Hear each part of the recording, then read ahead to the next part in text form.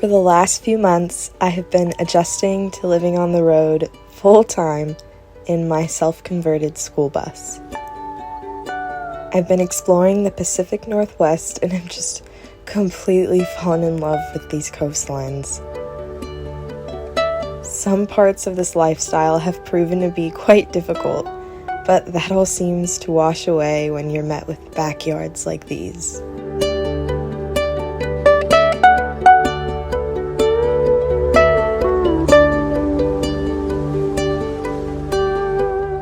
So I have officially moved into the bus and I'm currently solo traveling, so it's just me in here. Will is going to eventually move in, probably in about half a year. Until then, it is just me riding solo, so it has been quite an adjustment to get used to this lifestyle. I would say I'm a well-seasoned car camper, so I understood the risks and the cons to ultimately living this way. You do have to work much harder for your basic needs all day, every day. It is a challenge, but I have gotten used to it for sure. I've created routines, which is so essential. I honestly did not film for a long time, probably a few months, because not only was I getting adjusted, but there were some really low lows. I had been through 2 breakdowns, one being super major. Ultimately, the transmission was just shot and we had to get a new one. Definitely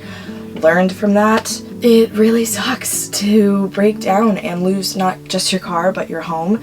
I don't wish it upon anyone, but I do think it needed to happen to me. I'm really proud of myself for handling it and reacting in the best way that I knew how. Traveling solo has been interesting. I used to be the person who was so afraid to do anything alone, even if it was the tiniest task. I would call a friend or someone to come with me to do anything. And I don't know what changed. I think I just appreciated the silence and the freedom. There are not many instances where you can go wherever you want, sleep wherever you want, and only worry about yourself. It's hard to put into words, but yeah, this lifestyle, especially if you're doing it solo, is so freeing. But I have to admit, sometimes you get to a sunrise or a sunset, or you're enjoying a meal and you look over wishing you could share it with someone. So of course there are downsides with everything, but ultimately I really enjoy being alone. With all this new alone time, I've been spending the last few weeks soaking in California's coastlines. Spring has been approaching and wildflower season is finally upon us. I thought winter would never end. I remember visiting a few years back and completely falling in love with the coast here.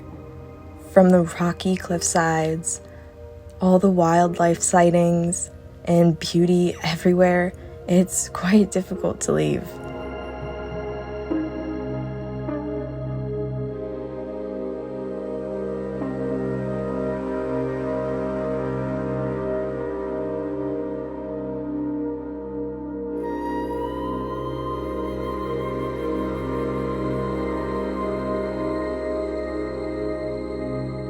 In the meantime, I've been able to read so many new books and have finally found the space to take care of both my physical and mental health after the intense and stressful build process.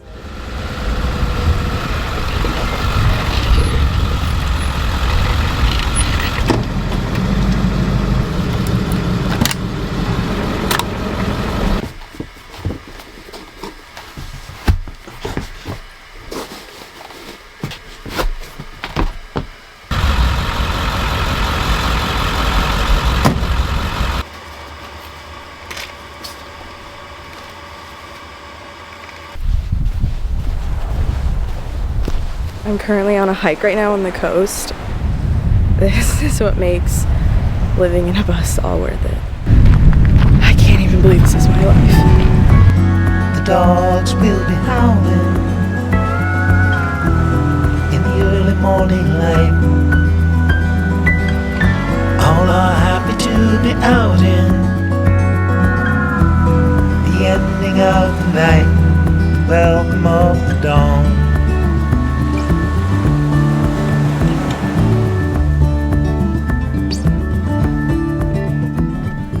have all the sweet moments that van life offers comes with a cost. You do have to constantly work for your basic needs. And yes, you essentially cut out the middleman by being self-sufficient, but at some point, you have to pay in some other way. You always have to be thinking about your power usage, water intake, and many other resources daily. Personally, I do enjoy being intentional about my resources. It almost always humbles me, and it also feels like maybe this is the way we were meant to live. It can be frustrating at times, though, to constantly be worrying about your necessities and usage, just like it can be frustrating to spend triple the amount of time making a single meal in a van versus a house, for example. But having experienced both a much less privileged version of this and also the luxuries of a house with running water and power, I can say living this way at times may be hard, but is also worth the struggles that it comes with.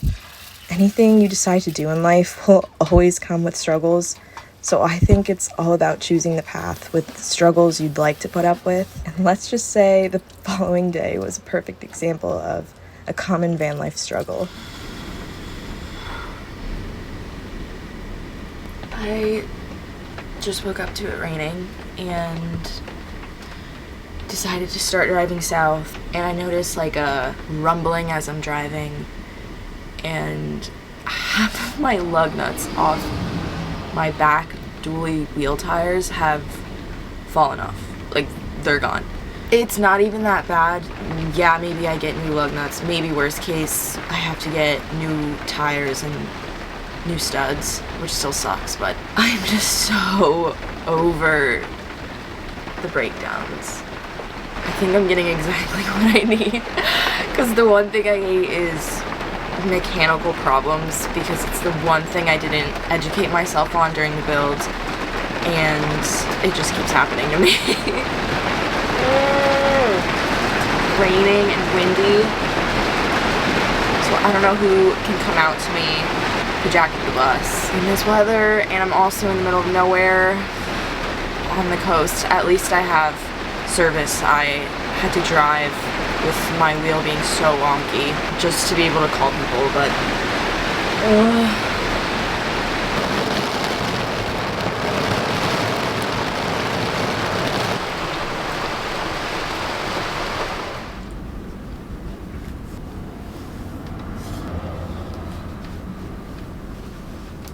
the mechanic is currently on their way, and I'm feeling much more put together and grateful and less melodramatic today, because I'm in a much better position than I was in other breakdowns. I can't believe this is my third breakdown in 6 months. Literally cannot believe I just said that, because I thought the last one was the last one and the one before that was the last one. Nonetheless, it was really dangerous to be driving with broken studs and missing lug nuts, so I'm glad I'm going to get that fixed. Luckily, I had one of the best experiences with the mechanic here. He cut me a really good deal and worked all day and night through the storm and gusting winds just to get me up and out of there as soon as possible. It did end up being a worst case scenario with some new rims installed, which was very expensive, but as soon as the bus was patched up, I decided to outrun the rain and head into the woods for a few days.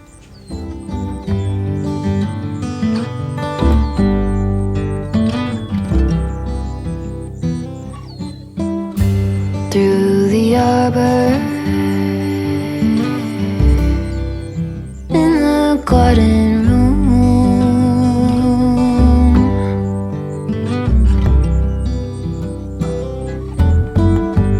wings are beating,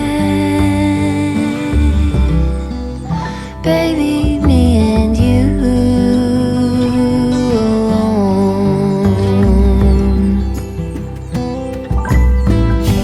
Pencil drawing faces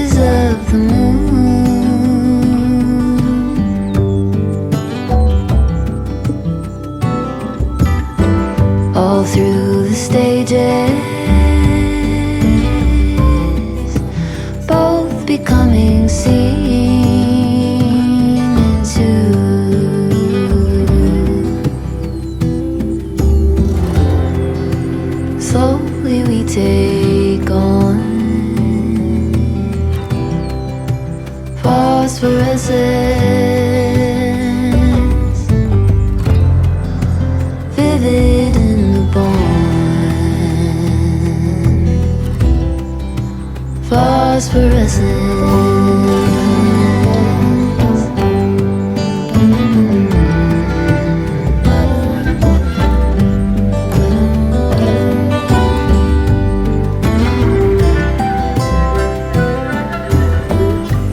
In the heavens, a billion signals move.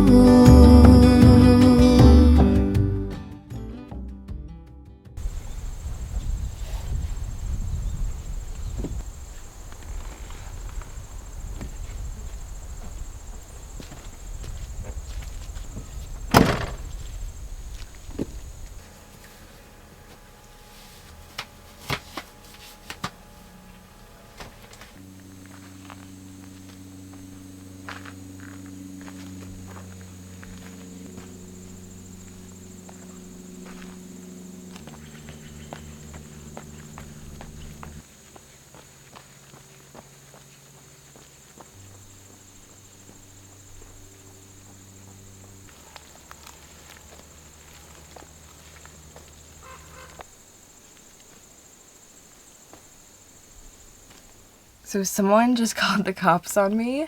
I have no idea who, because I have not seen a single person.